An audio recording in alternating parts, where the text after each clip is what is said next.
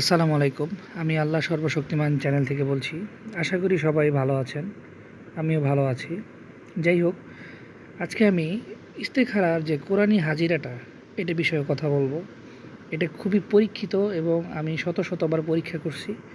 এরপরে আমি ভাবলাম যে ভিডিওটা আপলোড করি, অনেকেরই কাজে আসতে পারে।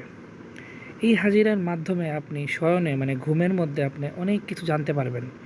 যেমন ধরেন, অনেকের উপর জাদু করা হয়, বান মারা হয়, জিন দ্বারা ক্ষতি করা হয়, এই বিষয়গুলো আপনি জানতে পারবেন। তারপর দেখা যায় মানুষের অনেক কিছু জানার থাকে, যে কোনো একটা বিষয় আপনি জানতে চান আল্লাহর পক্ষ থেকে, যে আল্লাহ আমার এই কাজটা হবে কি না, বা অনেক বিষয় আছে। আমি সব কিছু মিলেই বললাম যে কোনো বিষয় আপনি জানতে পারবেন, তবে কিছু নিয়মের মধ্যে আপনাকে থাকতে হবে, তাহলে আপনার কাছে খবরগুলো হবে ইনশাল্লাহ। আমি নিয়মটা খুব শর্টকাটে বলে দিচ্ছি, আপনারা মনোযোগ দিয়ে শুনবেন, তাহলে বুঝতে পারবেন। কথাগুলো শুনতে হবে, তাহলে বুঝবেন। এই হাজিরাটা দেখতে হলে আপনাকে রাতের বেলা ঘুমানোর আগে আপনাকে গোসল করে নিতে হবে। গোসল করে আপনি ভালো কাপড় চোপড় পরে আপনি বিছানায় যাবেন। আপনি বিছানায় যাওয়ার পর কারোর সাথে কথা বলবেন না, কারো কথার উত্তরও দিবেন না, এটা প্রথম শর্ত।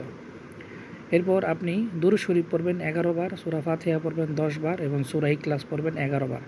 এগুলো পড়বেন, আর আপনার চিন্তা থাকবে যে আপনি কি বিষয়টা জানতে চান আল্লাহর কাছে, যে আল্লাহ আমার এই বিষয়টা তুমি দেখাও আমাকে, তুমি আমাকে দয়া করো, তুমি আমাকে রহম করো, এরকম চিন্তা দ্বারা থাকতে হবে।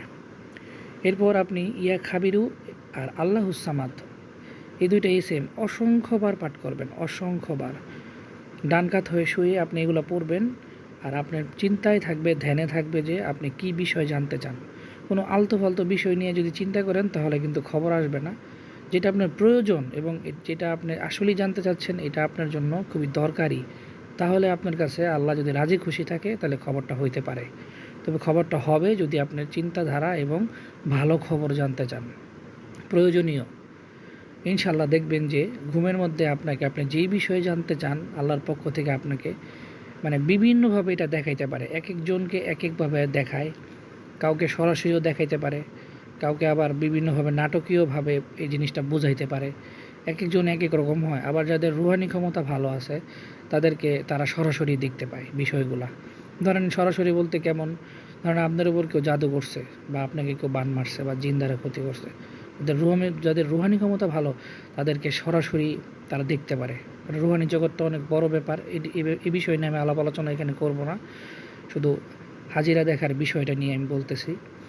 এটা করে দেখতে পারেন, ইনশাল্লাহ আপনারা জানতে পারবেন। তবে পাক পবিত্র অবস্থায় এবং এই নিয়মগুলো মানবেন, দেখবেন যে আপনাদের রাতেই খবর আসবে, ঘুমের মধ্যে এই খবরটা হবে।